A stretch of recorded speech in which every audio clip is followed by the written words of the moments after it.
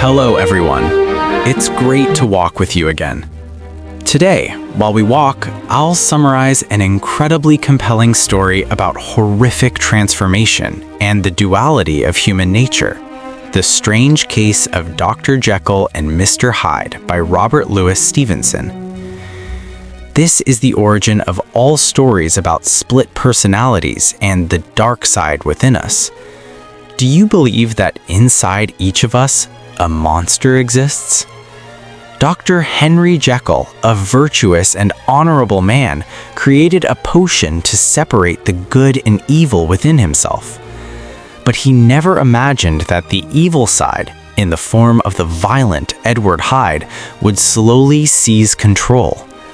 What began as a scientific experiment turned into a deadly nightmare on the streets of London. Let's explore the life and death struggle between good and evil in Dr. Jekyll and Mr. Hyde. A stranger emerges from the shadows. London in the 1800s is a place of narrow, winding alleys, perpetually swallowed by a thick yellow fog. Mr. Utterson, a calm and rational lawyer, begins to feel a nameless unease upon reading the new will of his dear friend, Dr. Jekyll. In it, Jekyll leaves his entire estate to an unknown man named Edward Hyde should the doctor disappear or pass away. But who is Edward Hyde? When Utterson first encounters him under the dim glow of a street lamp, he shudders. Hyde is small and walks with a limp, radiating an aura of pure malice. Strangely, no one can pinpoint exactly what he looks like, but anyone who sees him feels an instinctive revulsion, as if he were something not entirely human. Hyde is not just frightening in appearance, he is the embodiment of cruelty, trampling a young child or committing acts of unprovoked violence on the streets. The mysterious link and the horrific murder. Despite Utterson's repeated warnings, Dr. Jekyll stubbornly defends Hyde with an air of mystery. Jekyll, once a virtuous and respectable gentleman, begins to change. He grows thin and gaunt, his eyes filled with a constant state of panic, and he locks himself for weeks in the old laboratory behind his house.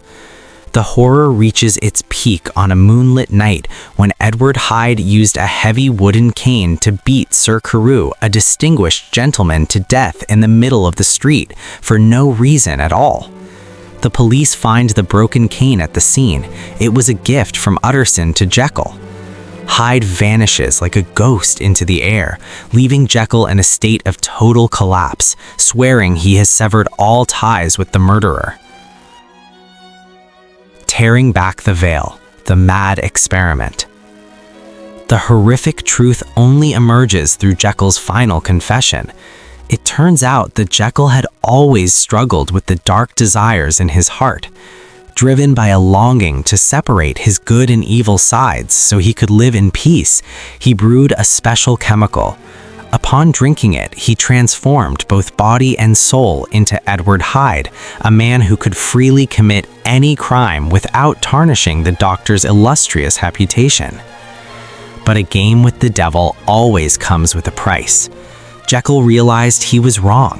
Hyde was not a tool. He was a powerful, sentient being. Over time, Hyde grew stronger, and Jekyll began to transform uncontrollably, even while sleeping or without taking the potion. The beast was slowly swallowing the man. Jekyll realized with horror that every time he woke up, the healing hand of the doctor had become the hairy, coarse hand of the murderer. The tragic end reached the breaking point when the chemical ingredients needed for the antidote ran out.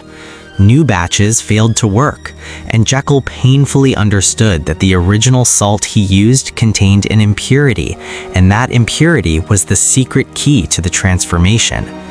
Now he had only a few precious hours left as Jekyll before being forever trapped in the body of the monster Hyde. When Utterson and the servants broke down the laboratory door, they heard a piercing scream. On the floor lay the body of a small, grotesque man twitching in the oversized clothes of Dr. Jekyll. Jekyll had chosen suicide to destroy Hyde, stopping the monster within from continuing to terrorize the world. He died a sinner to protect the last shred of human honor. It is a haunting conclusion to the struggle between heaven and hell in every individual. The outro.